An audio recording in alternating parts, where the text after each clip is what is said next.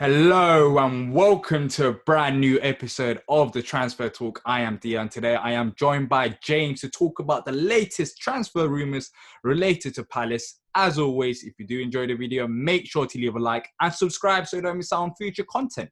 So let's get into it, James. This one kind of shocked me in a way. We've seen Newcastle in potential talks for a takeover, but they're linked with Wilfried Zaha now. It seems like Newcastle have made 60 million rated Wilfried Zaha as a primary target if the takeover goes ahead. So the first question that came into my head when I saw this is, would this be the right move? I don't think so unless they're bringing the players to suit Zaha, but I don't think that's going to happen straight away. So I don't really see the sense of Zaha moving there when he's age 27 and is in his peak years. Yeah, there's a lot of factors to take into account. Is it right for him at the stage of his career? Is it right for us as a club to sell him? And is it right for Newcastle to buy him? Personally, I think that we could be in a position where we could get offered a significant amount of money for a player that may be coming towards the end, not the end of his career, but certainly he's peaked. He's probably peaked. And we may find that his value does start decreasing. So we could get, if they value him at 60 million and he goes for 60 million, then it might be a good deal for us. We know that other clubs, especially outside of the Premier League, are struggling financially, and they will do after obviously the current situation is having a massive effect. So you could find that values come down significantly. Newcastle are going to be, if they get the new owners in, wealthy owners, they're going to be rebuilding. And he's a kind of key player. They probably want to get a star player that's going to really excite the fans. And I guess the likes of Manchester United won't come back for Zaha. Liverpool wouldn't probably come for him. Arsenal were considering him, I think, before. So maybe if he wants that move and the price is right, maybe a club like Newcastle is the one that's going to do the deal. Personally, I love Wilf. He's had a rough season, not been great, I'll give you that. But I like to see him stay at Palace because I just like the trickery and I just enjoy watching him play. But financially, maybe it might be a good move all round.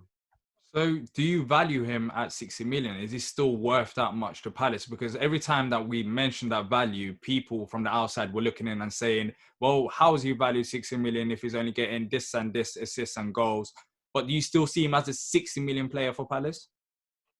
Well, at the end of last season, we were trying to value him around about 80 million.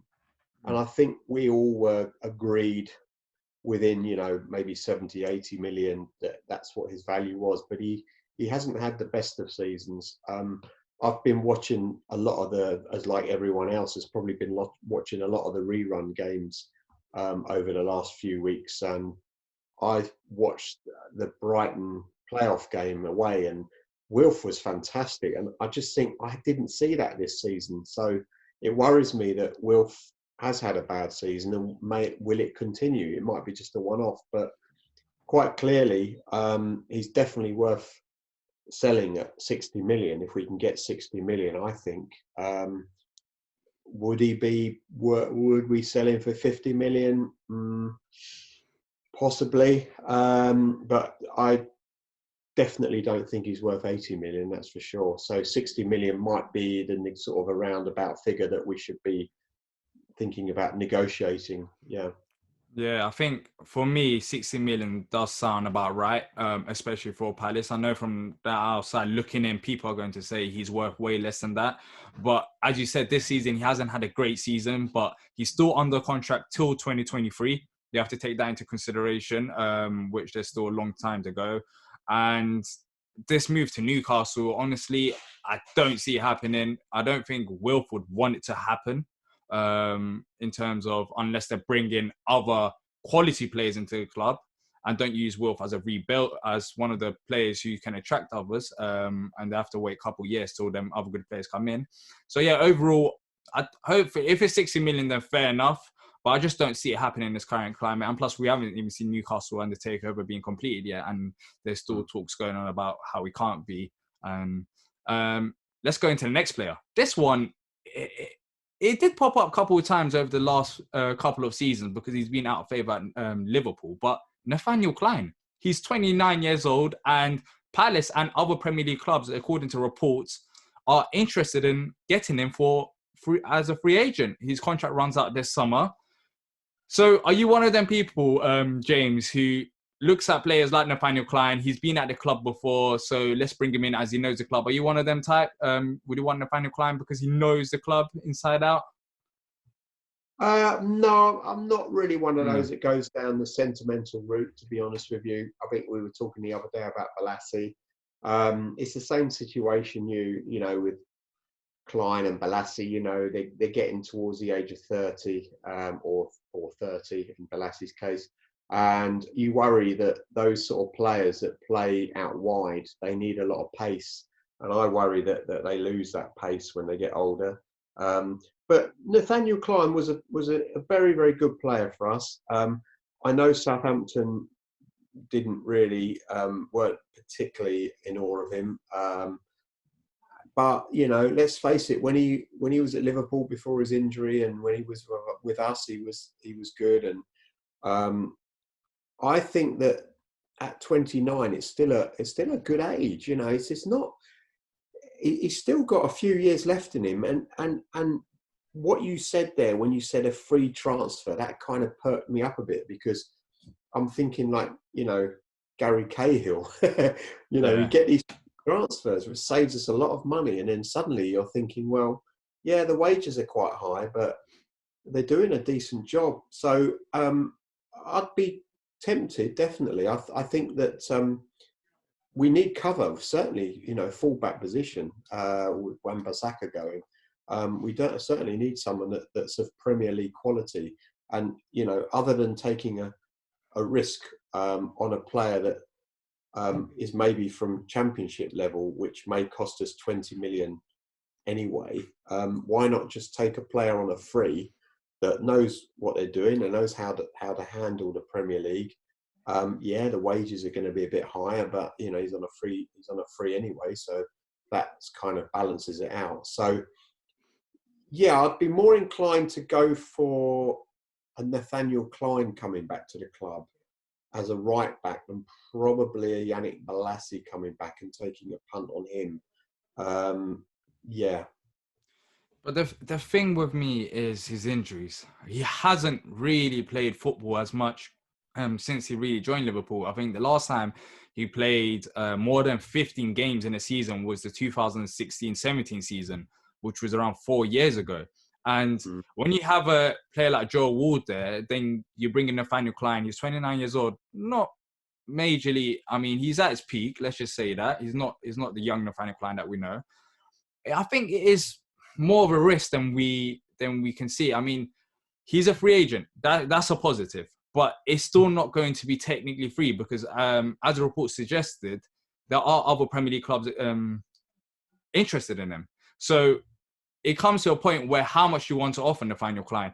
For me personally, I would set a limit because he's had so many injuries that have ruined him, which is unfortunate for him. But we need a right back who can really challenge Joe Ward.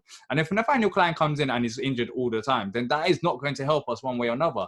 It will seem like we've got a player just for the sake of getting him. And that's why I don't want it to happen. No, I agree with you. It's very, very difficult to be confident that a player that's been in and out of teams because of injuries is going to come back and get a run of games, which is going to, you know, sustain his position and basically warrant the money that we pay for him in wages. It is a risk. It is a big risk. What's the other option? Well, the other option is that we delve into the unknown or the inexperienced, and that's outside of Premier League. Maybe we spend more money. You know, we could quite literally go out and spend 15, 20 million on a championship player, and they might not be really good enough for the Premier League. So you've got that risk against the risk of spending nothing on paying for a player, but obviously paying his wages, but running the risk that he develops another injury or he's in and out. So I personally would like to give him a try, because I think he was always a great player for us. He had a good attitude, and he was consistent. So I think that if he is fit and he passes a medical, and the club are happy with his fitness, and it is just a question of wages, then we are in a position that we do need a right back, and we can't wait too long to replace to find someone that is of that sort of quality. So I'm quite optimistic and keen that we follow this through, and maybe we could come up with something. Yeah, I'll end it on this. I wouldn't mind him at the club, but I just don't want us to overpay him, even if it's wages, due to the injuries that he suffered. Just quickly on injuries, according to the website Transfer Market, he suffered a back injury in 2017-18 and missed 44 games. And this season he had a cruciate ligament rupture, which missed him 53 games. So it's not the best of injuries. The latest one is a hard one to recover from. But let's just leave it as that. We'll probably hear more from it because he's a free agent in the coming weeks. So, final one, Vicente Guaita. I mean, according to reports, it suggests that he's seen as a potential value addition to the Spanish club Valencia. And apparently they have already contacted Vicente's camp. Palace wants to extend this deal beyond June 2021. We can't sell Vicente if he's played this good this season. I mean, he's one of the player of the year contenders, without a doubt, him and Jordan Ayew. And unless there's a ridiculous offer, Vicente has to remain at the club because he seems happy, he's playing very well, and he's at the peak of his career. Yeah, I totally agree. I mean, he's been fantastic for us, and goalkeepers can go on and on till late 30s, and he's 33, but he's been absolutely brilliant for us. He's playing in arguably the top league in Europe, and while he's remaining the number one goalkeeper for us, I don't see why, unless it's for personal reasons, that he'd want to go back to Spain. And I think if we offer him the right contract for what he's worth, I think he'll stay with us, because he's getting the opportunity to play against the best teams in Europe. Yet he could go to Spain, but arguably they've got 4 or 5 really, really super teams, but apart from that they're quite sort of mediocre. But in our league it's tough every week. The bottom team can beat the top team. So I think hopefully he's enjoying his life in England, and he's enjoying playing with Palace, and he's got a comfortable lifestyle here, and he just says no thanks, and the club come up with the right money for his extension. But he definitely is a valuable player for us. I'd be very, very disappointed if he went. Yeah, I mean, let's talk about finally how much would you value him. Let's say if he was to go Vicente and your Palace, how much do you want for Vicente for him to even have a chance to leave? For me, I would rate him at least on the 25 million mark, because I do think he's that important for us this season and will be in the future seasons if he does continue playing like this. But what's your evaluation for Vicente? Well, I don't know. I find it really difficult valuing goalkeepers, to be honest with you. I don't know why it is, but yeah, you put me on the spot there. Yeah, but obviously he's very, very valuable to us. And how long is this? What's the length of his contract? Is that due to expire soon? Well, yeah, in the report it suggested that Palace want to extend it beyond June 2021. So I reckon it expires next summer, basically. So we have to Yeah. really sign him a contract extension in the coming months. Mm. So it's a bit of a hard one. If he doesn't, I don't see this happening. But let's say we're looking at it like this: if he doesn't sign a new contract, then of course his value won't be as high anymore because he could potentially leave for free, and depending on what FIFA rules with transfers and contracts. But if he does sign a new contract, I don't sell Vicente unless you offer me 25 million or more. When you offer me 25 million, then I'll think about it because he's been that important for us this season. He's literally saved us in games where we would have lost without him in goal and where we've struggled massively. But of course, you're struggling with the valuation. Have you got a number in your head? Whoa. I'm just trying to think of other players and what they've gone for recently. But we're just looking at Palace, for example. Yeah. How much is it? How much? Just like Wilf, you have to look at how much Wilf is worth for Palace. I mean, 60 million for I mean, a Palace. goalkeeper, very valuable person at the club. He is getting on a bit, but he is particularly valuable. Yeah, I'd say 20 million. Yeah. Yeah. So both of us, 20 to 25 million range. But Yeah. yeah, that's it for today. I mean, if you have enjoyed the video, please leave a like and subscribe so don't miss our future content as always. And let's see what happens in the coming weeks. I guess we'll be hearing lots more transfer news regarding these players. So yeah,